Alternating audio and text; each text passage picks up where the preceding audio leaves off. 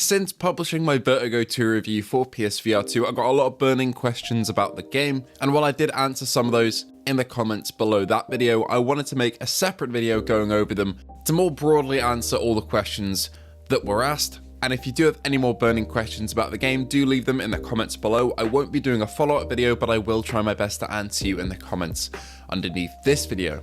I do still have the game installed as well, so I can go back and test things if you would like me to, but without further ado, let's get straight into it.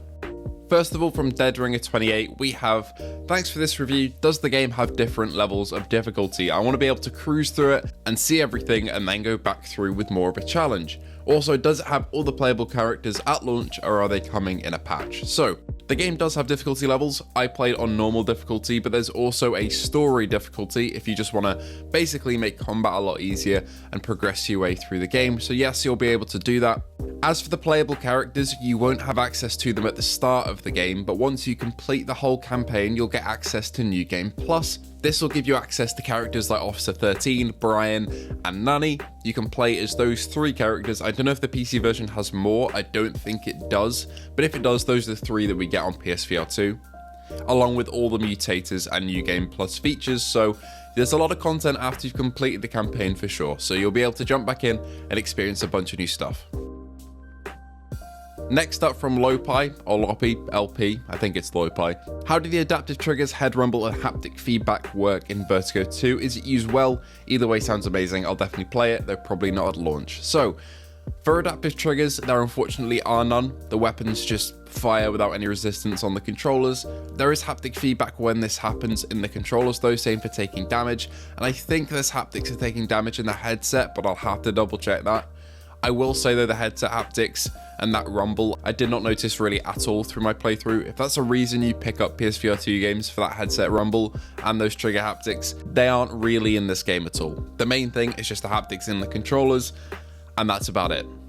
Next up from Japuckle, we've got a question about the significant frame drops. So they're asking, how significant are the FPS drops? How long do they last? I'm guessing it's hard to get exact numbers on console, but they'd appreciate an estimate. So I can't get exact numbers, they're right with that. But I would say the FPS maybe drops from about 10 to 15 FPS less than the normal standard. The game runs, I think, at 90 Hz on reprojected standard. So when you get into the big firefights, the FPS does drop down. I would say 10 to 15 FPS. In terms of how long they last, sometimes it is through entire sections, like the massive forest section that you see later on in the footage that I have playing right now and the footage in the review. That runs completely at a lower FPS than the rest of the game. That entire section does. But there are also much shorter sections where the FPS will drop in a certain room and then go back to normal really quickly. So it's not something that consistently happens all the way through. Sometimes you'll have a short level where it'll happen, sometimes it'll just be a room. It differs a lot, It's kind of hard to put a number on it. I would say 10 to 15 FPS though, maybe it loses. I'd like to see some actual analysis of that though, in terms of how much it actually loses. Maybe I'm well off the mark. My boy Electrical Blast says, have the FPS drops been fixed in the patch, and did you receive a patch? So yes, I did receive the patch that they put out, basically the day one launch patch, and it didn't fix the FPS drops. It did fix, I think, an issue with the elevators that was causing players to be damaged, from what I hear. I didn't really run into that, at least I didn't notice it during my playthrough, but that's been fixed. And also an issue with left-handed players when sitting down. That is what that patch fixed, nothing else from what I can tell. Nasif Samuel 55, sorry if I butchered that name, says, the VR Grid says this game uses heavy reprojection on par with Horizon. They hope not, they hate it, and I'm very sensitive to it, but either way, they'll be picking it up. So this is a bit of a weird one. The only thing that I would see the VR Grid, I haven't watched their video by the way, I'm just going off what they've said here. It doesn't have reprojection, that's the main thing, but I think what they might be confusing it with is the frame drops in certain areas that make the game run at a lower FPS. In those cases, it has a similar effect to reprojection, that lower FPS, it feels like it's reprojected, but it's not, it's just the frame rate lowering, I think. So I believe there is no reprojection, even in the more dense scenes, but the frame drops might produce a similar result if you're motion sick, which is what I warned in my original review. So not quite sure what the VR Grid have run into there, but I understand their point. I think that's what they're seeing and interpreting that as. But yeah, I'll need to watch their video to fully understand the context behind this, but I think that's what they're referring to here. A lot of people asked quite an easy question to answer, which is when is the release date? I'm stupid enough that I didn't say the release date in the actual video. That's my bad. Completely my bad. The release date is January 15th, so only in a couple of days. But also, I think if you go onto the Twitter page of Perp Games and enter their giveaway, 3 people out of everybody who does it will be picked to get a game key for free, and also a couple days early on the 12th. So yeah, it is the 15th for general release though.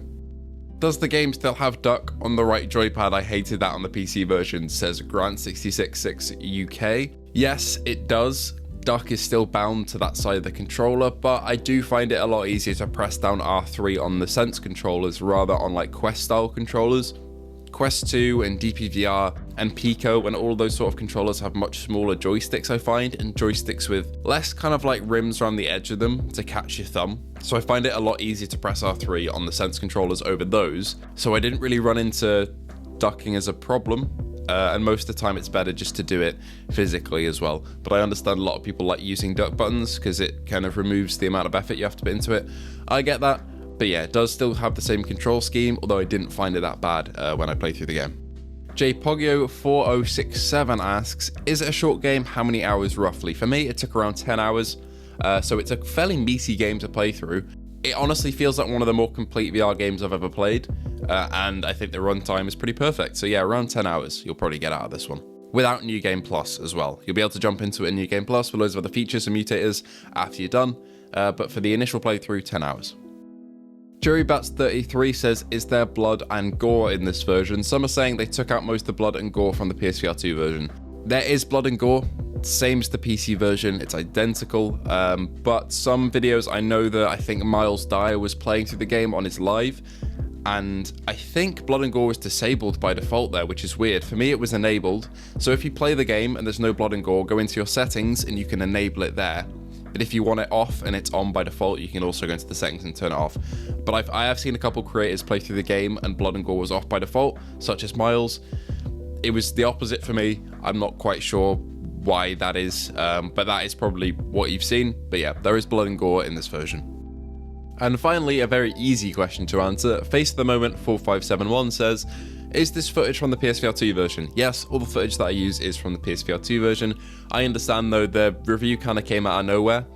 I was told on the same day as you guys when the release date was, albeit a couple hours before.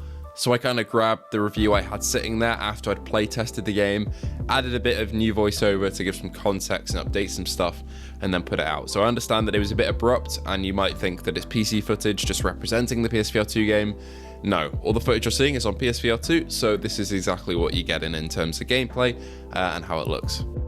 I also can't find the comment right now. I think it might have been in one of my community posts, so I can't find it on the original video for the review, but somebody did ask about the level editor, and I do want to touch on that momentarily because I actually don't know what the deal with the level editor is. For all of you guys wondering, I think Perp Games said they don't have the level editor planned at the moment, so it's possible in the future we could get it as an update, but on release it's not in the game. But you'll just have to keep an eye open. I would say the game is worth it without the level editor, but if it does end up coming out as an update after the initial launch, that would probably make this my favorite PSVR2 game out of all of them. Anyway, thank you all for joining me in this video. I've been answering your questions about Vertigo 2 on PSVR2. If you did enjoy, please feel free to like and subscribe. If you got any more questions, leave them in the comments below, and I hope to see you all in the next video.